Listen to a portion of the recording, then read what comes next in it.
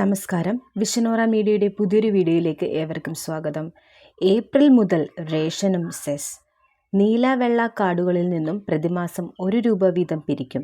ഇതിൻ്റെ വിശദ വിവരങ്ങളാണ് ഇന്നീ വീഡിയോയിൽ ഉൾപ്പെടുത്തിയിരിക്കുന്നത്.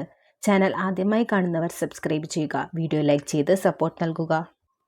മുൻഗണനേതര വിഭാഗങ്ങളായ നീല വെള്ള റേഷൻ കാർഡുകളിൽ നിന്ന് റേഷൻ പ്രതിമാസം ₹1 സെസ് പിരിക്കാൻ ധനവകുപ്പിൻ്റെ പച്ചക്കൊടി.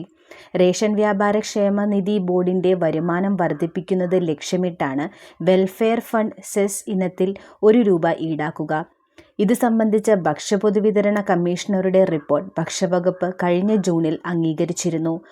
മുഖ്യമന്ത്രിയുടെ അനുമതി ലഭ്യമാക്കുന്ന മുറയ്ക്ക് ഏപ്രിൽ മുതൽ സെസ് നടപ്പാക്കുമെന്ന് വിവരം.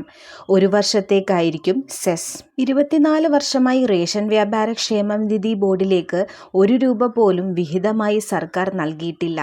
പകരം 14,161 വ്യാപാരികളിൽ നിന്നും മാസം ₹200 ബോർഡിലേക്ക് സർക്കാർ ഈടാക്കുകയായിരുന്നു. ക്ഷേമനിധിയിൽ അംഗമായ വ്യാപാരിക്ക് പെൻഷനായി ₹1,500 മാരകരോഗം വന്നാൽ പരമാവധി ₹25,000 സർക്കാർ നൽകുന്നത്.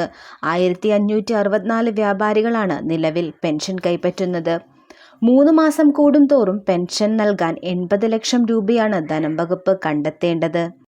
ചികിത്സാ സഹായമായി 23 ലക്ഷവും നൽകാനുണ്ട്. പ്രതിസന്ധിയെ തുടർന്ന് പെൻഷനും ചികിത്സാ സഹായങ്ങളും മുടങ്ങിയതോടെ ക്ഷേമനിധി ബോർഡിലേക്ക് പണമടക്കില്ലെന്ന് വ്യാപാരികൾ കത്ത് നൽകിയിരുന്നു.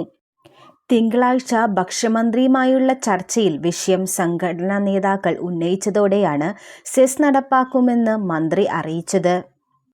ഇതുപോലെ ഇൻഫർമേറ്റീവായ വീഡിയോകൾക്കായി മറക്കാതെ ചാനൽ സബ്സ്ക്രൈബ് ചെയ്യുക.